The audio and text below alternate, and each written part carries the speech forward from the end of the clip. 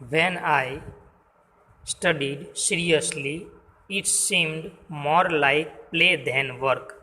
હવે જો સિરિયસલી જ્યારે હું ગંભીરતાથી સ્ટડી અભ્યાસ કરવા લાગી, સીમ્ડ એટલે લાગવું, more like play than work કરતાં મને વધારે રમત જેવું લાગવા લાગ્યું.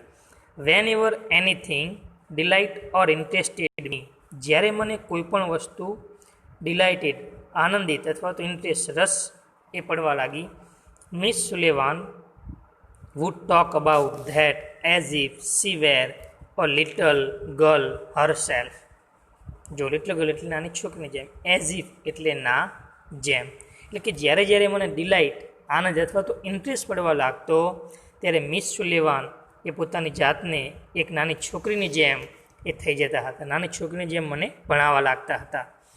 She taught subjects like science by making it so interesting that I remembered everything.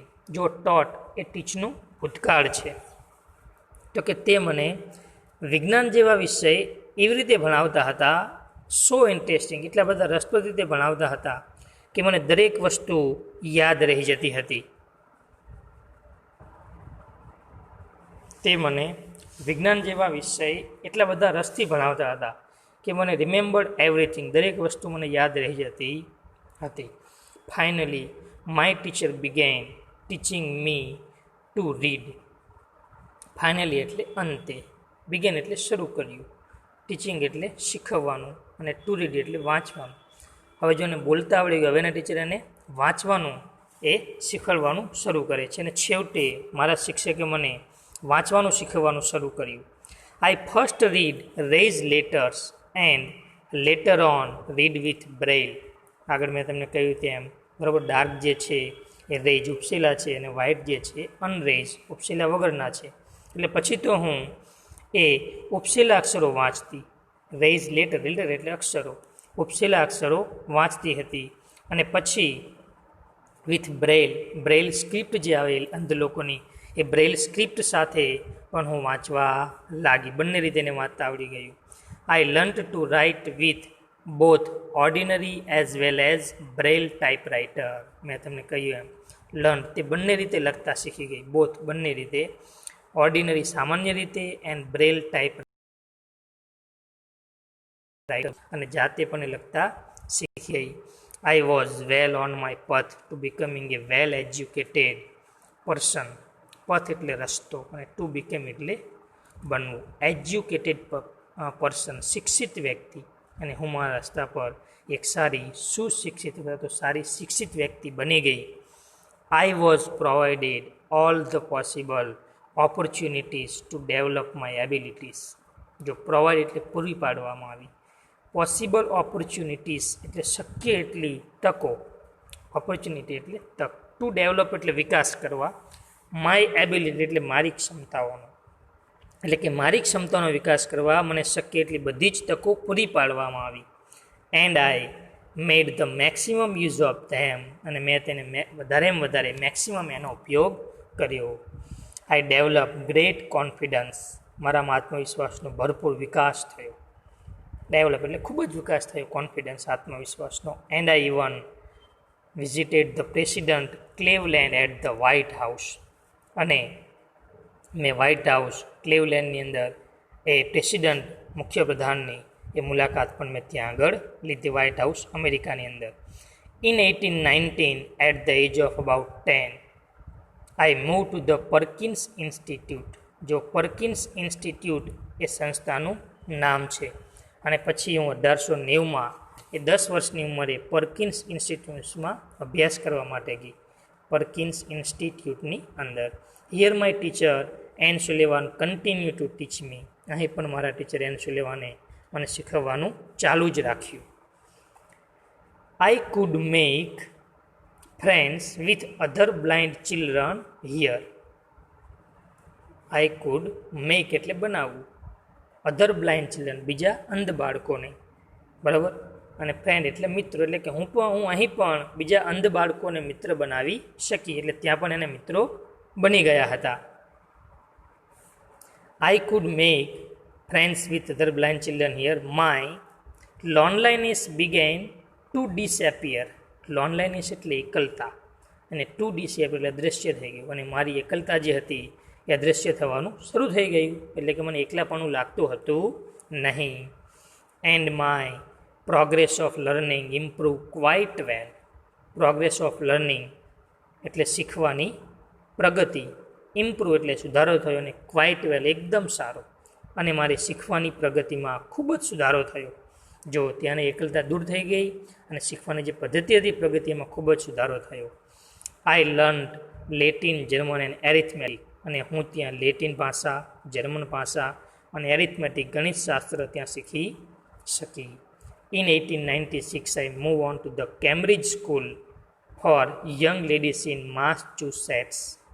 બરાબર, માસચ્યુસેટ્સ જે છે એ શહેરનું નામ છે, અને એ યુવાન લેડીઝ માટેની એ સંસ્થા છે જેનું નામ છે કેમ્બ્રિજ સ્કૂલ. બરાબર, બીજા દેશની અંદર આવેલી છે.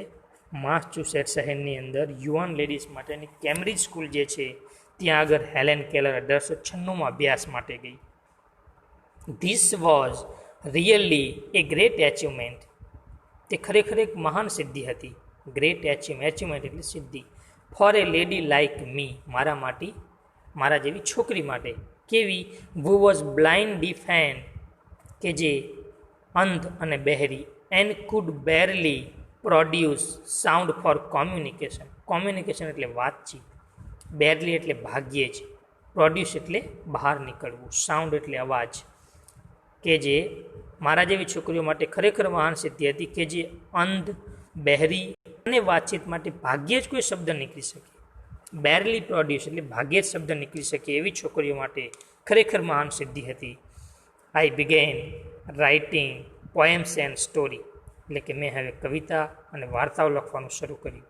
જો હવે એને તે પોતાનો અભ્યાસ તો કર્યો, પણ જાતે જ પોતાની વાર્તાઓ અને કવિતાઓ લખવાનું શરૂ કર્યું. શોર્ટલી, ટૂંક સમયમાં. બિફોર એક્ઝામિનેશન, એક્ઝામ પહેલાં, થોડા સમય પહેલાં. આઈ લોસ્ટ માય ફાધર, મેં મારા પિતા ગુમાવ્યા. ઓલ ધો, તેમ છતાં. ઓલ ધો ઇમોશનલી ડિસ્ટર્બ, એટલે કે લાગણીશીલ રીતે ખલેલ પહોંચાડ હોવા છતાં. I did my best in the examination, હું પરીક્ષામાં શ્રેષ્ઠ કરી શકી, અને ડિસ્ટર્બ હોવા છતાં એ પરીક્ષામાં શ્રેષ્ઠ કરી શકી. My teacher could not accompany me to the examination hall. Accompany એટલે સાથ આપવો. મારા શિક્ષક મને એક્ઝામિનેશન હોલમાં એ સાથ આપી શક્યા ન હતા. There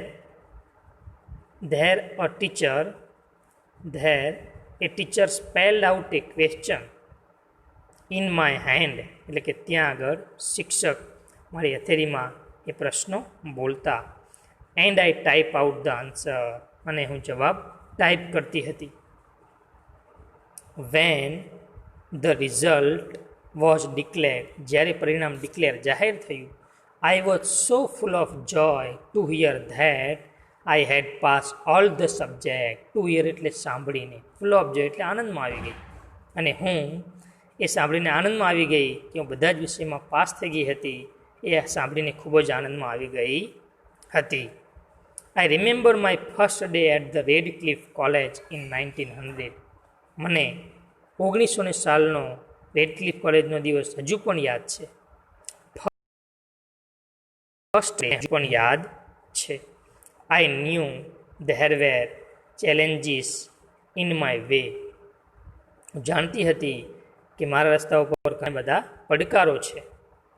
I knew there were challenges in my way, કે મારા રસ્તા પર ઘણા બધા પડકાર છે. But I was eager to overcome them, પરંતુ હું તેના પર ઓવરકમના પર વિજય મેળવવું. ઈગર એટલે આતુર, પણ હું તેના પર વિજય મેળવવા આતુર હતી. The professors looked far away as if they were speaking through A telephone. Through એટલે દ્વારા, લુકડ ફાર અવે દૂર દેખાતા હતા, એઝ ઇફ એટલે ની જેમ.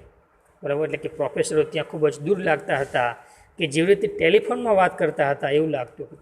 કારણ કે કોલેજમાં વર્ગો મોટા હોય એટલે ત્યાં આગળ, બરાબર, અને રૂમ પણ મોટા હોય એટલે એમ થતું હતું કે જેમ ટેલિફોનમાં, એટલે કે અવાજ એકદમ ધીમો ધીમો આવતો હતો.